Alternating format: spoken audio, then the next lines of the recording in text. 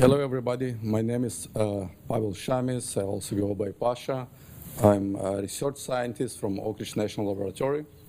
And in this talk, I will give a brief update about Oak Ridge, what happens in Oak Ridge, what do we do in Oak Ridge. Also, I will be talking about initial feedback for OFA from our IT teams about OFA and what we would like to see improved in OFA.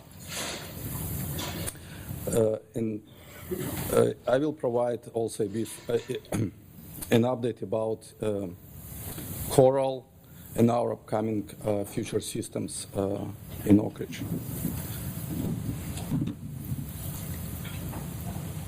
Okay. So first of all, I wanted to thank my colleagues from Oak Ridge that helped me to gather initial feedback. Well, the list looked not as a feedback, but as a list of complaints. But then we worked to convert it to feedback. So let's start. OLCF stands for Oak Ridge Leadership Computing Facility. It was founded in 2004 with the mission to operate and manage some of the most powerful supercomputing systems. So on the picture here, you may see on the left side is Jaguar. It's our supercomputing system that we used to have a few years back. It was ranked as fastest supercomputing system in top 500 list. And these days, we're operating Titan, which is, I think, these days ranked as second fastest supercomputing system in top 500 list. And obviously, goal of the systems is run scientific applications. Essentially, researchers around the world may submit proposals to get time of the machine, and then they essentially may access and run their applications. And obviously, we run various scientific applications from different domains. Some of these domains listed here, like climate, material science, nuclear science, and so on. I put some pretty pictures of some of the output from this application. So we actually in Oak Ridge, we have a visualization room where you may run your application, generate results, and render these results on a huge wall of screen where you may look in details on the outcome of your simulation.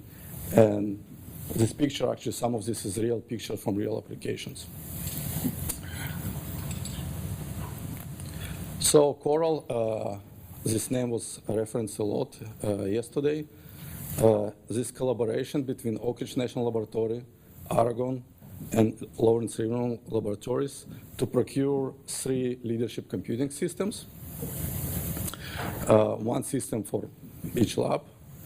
And last supercomputing, 2 systems out of 3 were announced, one in Oak Ridge and another for Lawrence Livermore. For all the 3 systems, essentially was one RFP issue that describes specification that was essentially built by all 3 labs. And based on the RFP, we do a selection what system we procure. So a bit of history about systems that we used to have in Oak Ridge architectures. So on the left, you have Jaguar. It was a multi-core CPU system. In terms of energy, it's 7 megawatt power consumption. Our current system, it has different architecture compared to Jaguar. Jaguar was multi-core. Titan is a hybrid system that has GPUs and CPUs. What is really impressive is that it's almost more than 10 times faster compared to Jaguar. But in terms of energy, it's about the same power envelope. It's 9 megawatt. So Summit is a name for our future system. It follows the same trend in terms of architecture. It's hybrid, it's GPUs and CPUs. It's expected to be between 5 to 10 times faster than Titan. In terms of energy, it's expected to be somewhere in the range of 10 megawatt. In terms of interconnect, Jaguar is Cray system. It was a C-star interconnect, and it used Portal's API to program this interconnect. Titan is Cray XK7, and it used Gemini interconnect, and we use GNI interface to program the systems. So what is Summit? Summit based on open power architecture. So compute node is power architecture processor with NVIDIA Volta GPU. It will have NVMe compatible memory, SSDs, high bandwidth memories, DDR, coherent shared memory. It will use standard 19-inch warm water cooling rack. I mentioned already that in terms of power, it's in a range of 10 megawatt. IBM Power CPU, NVLink. This is interconnect on the nodes that will connect different components in the system. And it will have Mellanox, a dual rail EDR InfiniBand interconnect. This is one of the reasons why I'm here. Because when you talk InfiniBand, it means that OFA software stack will be one of the building blocks of the system. So for us, it's really important that all the features of EDR and InfiniBand interconnects as properly exposed in OFA software stack. So let's compare the system to Titan. And I highlighted some of the interesting differences here. So if you look at number of nodes, we're actually downsizing. Titan, it's around 18,000 nodes. And Summit, it's expected to be somewhere in the range 3,400 nodes. In terms of application performance, it's 10 times faster, which means that we will have much more dense, computationally dense nodes. So a lot of power in single node, a lot of threads, and so on. In terms of memory, you also may see that it has much more memory compared to Titan. There is not just one type of memory, there's essentially a hierarchy of memory. And some people call the system also data-centric systems. It's not just a computational system, it's also very focused on management of data. And what is really impressive is that peak power consumption is expected to stay in the same range.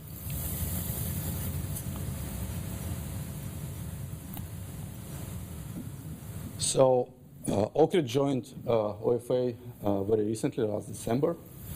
But the point that I'm trying to make in these slides is that we actually have a lot of experience in operating and programming RDMA interconnects and InfiniBand particularly. We actually have multiple InfiniBand installation, what we call small system, but again, it's small because we compare it to Titan. But this system not that small. We're talking about thousands cores. And we have substantial experience in management of these systems. I listed some of the software. It's not application software, it's more tools and middleware software that our applications use. And we have a lot of experience in developing software based on OFA stack as well. For example, IDEOS, this is IO software that accelerates IO operations with file systems. Burst buffers, CCI, it's middleware. Cheetah, it's a collectives acceleration library that accelerates collective operations as defined by MPI and SHMEM specification. We have one of the largest Lustre file system installations that actually today connected to Titan, but it uses InfiniBand network. It's called Spider. We do some work with OpenMPI. We're very active in OpenSHMEM community, sticky in some other runtime environments here. And my point here, we do know how to program OFA software stack, and for us it's important to be part of this community and share our experience, provide our feedback, and see how we can work with OFA to improve the software stack. And since we joined OFA, we're participating in two efforts, Open Fabrics Verbs working group and OFI, OFA working group. So as I mentioned, I talked with my colleagues and I gathered some initial feedback. And most of this feedback, it's more IT-oriented than programming-oriented, but I think it still should be interesting for this community. So there are multiple ways to get OFA software on your machine. You have Mellanox OFET, you have OFA OFET, and you have OFET packages that are available with Linux distributions. So how do you decide what OFET do you want to install? So if you have Mellanox hardware, from our experience, probably you want to get Mellanox OFET because it's up-to-date software stack. Tools provide good level of information about what happens in hardware, and what is more important, tools kind of in sync with hardware capabilities. Essentially, when you query about bandwidth of the network device, it provides up-to-date information. Consistent command line interface across different tools. This is important for IT people. They don't have to learn new commands each time. But the problem is that it's only true for Mellanox hardware. So if you have some other InfiniBand hardware, Mellanox will not work for you that well. In this case, you want to use OFET, provided by OFA. So this community software stack that supports multiple vendors, and it's really excellent software package. The only problem that our IT complains that very often OFET is behind in terms of features, behind Mellanox OFET. So if you have latest hardware and you install regular OFET, most likely you will not have access to all the latest and greatest features. CLI interface not as consistent as Mellanox. This is one of the complaints that was raised. Essentially, when you run different tools, and for example, you want to specify, I want to use HCA0 on my machine, there is different flags between different tools. And third one, it's OFET packages distributed with Linux. It's very easy to maintain and install, and it's really important for environments where we care about security. Essentially what happens for some of the systems, it's very important for us to get all the security updates in time. And once distribution releases security updates, it means that if you use regular OFET stack, it's kind of out of sync. So potentially it even may break your software stack. So if security is critical for your system, you cannot really use Mellanox OFET or regular OFET because you just don't get all the updates with new kernels. And this is really, really critical issues for some of the systems. I knew some of the systems where I requested some new capabilities, like latest atomic operations in Mellanox hardware, and IT was, well, it's not going to happen because we cannot get security updates for this driver/kernel. And you would have to work with drivers that provided with Red Hat or SUSE, it's whatever. Another issue that was raised that it's packages that's provided with distributions, it's not necessarily OFA OFET. In some cases, it's kind of a mix of both. So it's a bit difficult to understand what really you get installed. It usually will be OFA driver plus combination of some patches on top of it. In terms of features, as OFA, it's usually behind Mellanox OFA for Mellanox hardware, and again, in some cases, this issue. So this is our initial feedback that I mentioned earlier. Biggest complaint that was mentioned during our meeting was tools, essentially lack of tools. So what do we use today to monitor InfiniBand network? We use essentially IBDiagnet and set of Bash, Python, whatever scripts that gather the information, and some other scripts that parse all the counters and trying to figure out what really happens in the network.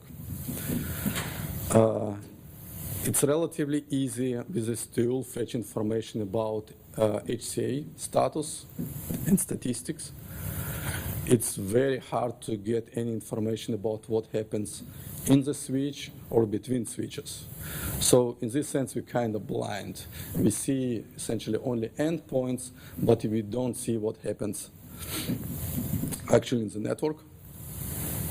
And when I say here it's difficult to connect the dots, I mean that when we debug some of the issue like congestion or poor application performance, we have these different data points from IBDiagnet or some other tools, but it's next to impossible to figure out what actually happens in network. If I want to understand where the hotspot, where the congestion happens, we don't have any tools to pinpoint, here's the problem, this port, this cable has an issue, or pressure on this particular switch and something has to be fixed there. And obviously, we want better tools, and we want free and open source. There are some commercial tools that are available, particularly from Mellanox. They provide much more information, but in some cases, it's just too expensive. It doesn't make sense to purchase this tool for small systems. Another issue that was raised is documentation and essentially best practices. When I talk with our IT, they really understand what they're doing with InfiniBand. They're not newbies, they know all the tools, they know features. What they're looking for, it's not for basic documentation, how to run OpenSM and get ports up. They're looking for more advanced features. For example, what routing algorithm do we have to use? Why? There is LMC bits that essentially allow you configure different leads on the port, and essentially you may use some sort of adaptive routing. How do we configure it? How do we match a routing algorithm with these leads? And so on. So we have a lot of questions, but these non-trivial questions, I have a lot of experience with tuning IB, and some of these questions were challenging for me as well. I believe this is the end of the list, and I'm open for your questions.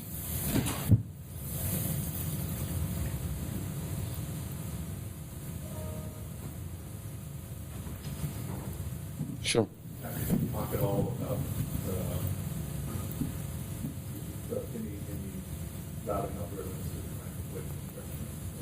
that might Yes, they mentioned, IT mentioned dynamic routing and so on, but they just started to look what to do and how to enable these features, and initial feedback was essentially there is not enough documentation to understand what really we have to try and do.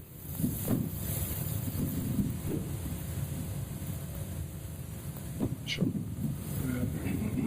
On your previous slide on the tools, I would invite you to come to the user group meeting Thursday and Friday, because we're going to have a session where we'll be presenting the tools that have been developing, and our goal is really to get the community together, look at the tools that people have developed, and see what they're doing. Yeah, unfortunately, I will not be able to attend.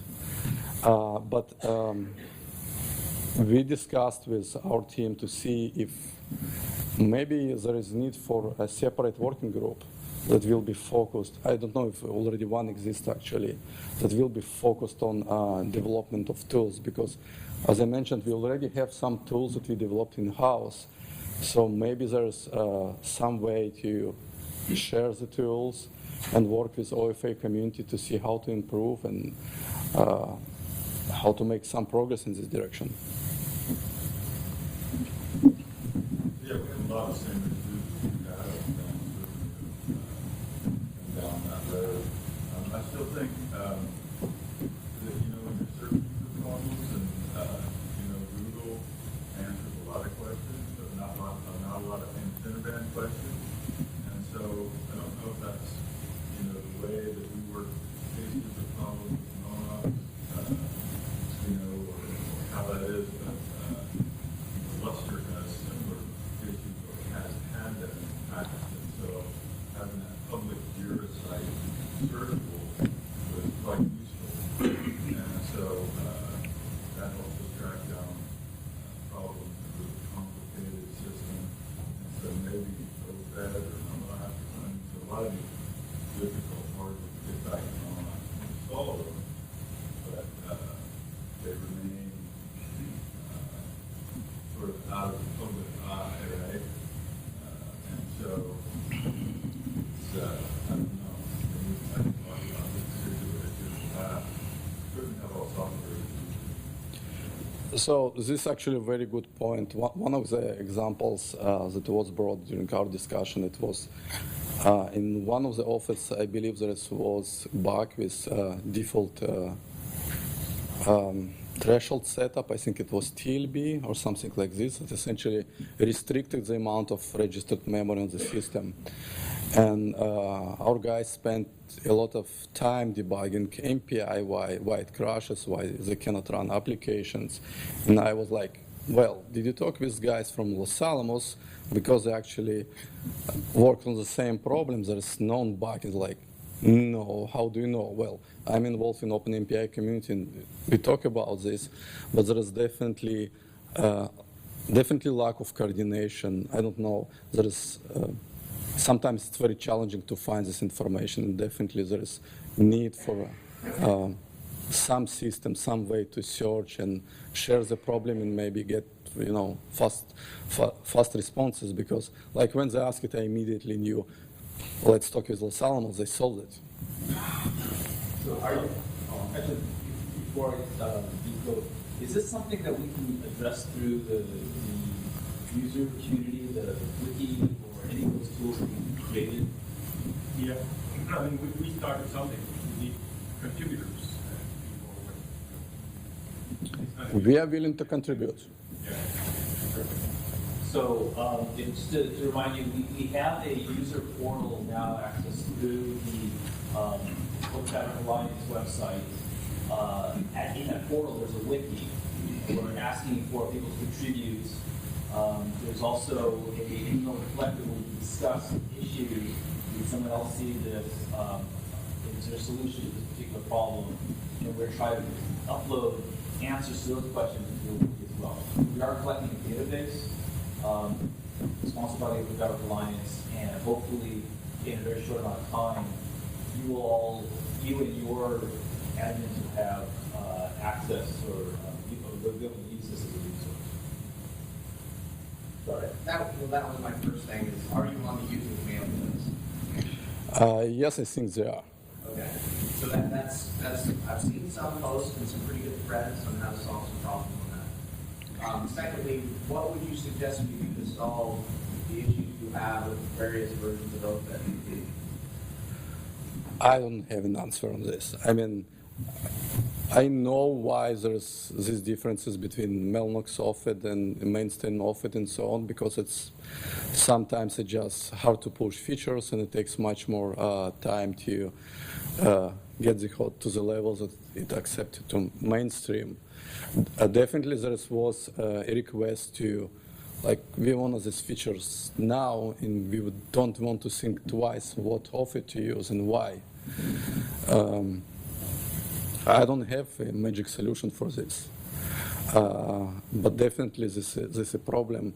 And as I mentioned, like particular aspect of distributions, and we want to use distributions because it's very convenient and we may get all the updates. And when we use OFA, I don't know how it's these days, to be honest.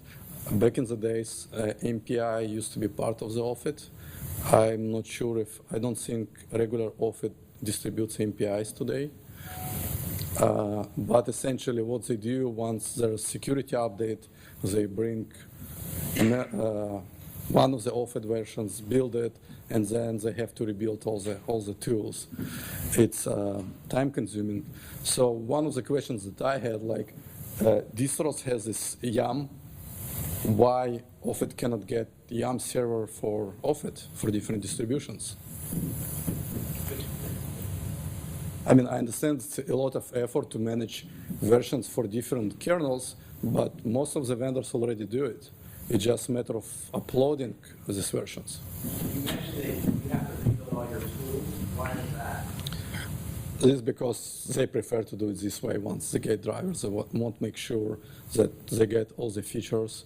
I mean, in some cases, I will give an example of SHMEM or OpenMPI. If I want to use new atomics and I install new driver, I have to rebuild. In case of security updates, usually it's not true.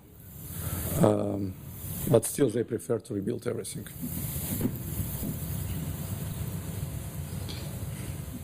Any more questions? You had that slide that showed the difference between Jaguar or Titan and Summit. Titan. You didn't actually mention the differences between the nodes. Like what is the integration difference between that? Excuse me? What is the difference between nodes? So most of the information is still under NDA. I cannot go beyond what is listed on slide. So I just may say that these very powerful nodes, and based on node count and expected performance, you may see that it will have much more computational power. And these days, we reach the scalability with usually some sort of threading models, right? And Titan today, we program essentially with 3 programming models. I know I'm running out of time, but I will mention it. It's MPI for communication across nodes, OpenMP essentially to get all the threads running on the system, in OpenACC to get threads on GPU. And on Summit, sort of because architecture is in this sense of GPU, CPU similar, it will be the same programming model, but I cannot go in any details. Why OpenACC and not OpenMP for Good question. open source and on-the-GPU standards? Yeah, so I'm not OpenMP or OpenACC expert, but I do work with guys that work in both communities. And my understanding was that OpenACC a bit more advanced in terms of exposed features. OpenMP, I believe 4.0 is... They have ordered one. Yeah. So my understanding there's some gap, and I know we participate in both specification, and we have people that essentially work to close this gap between different programming environments. Thank you.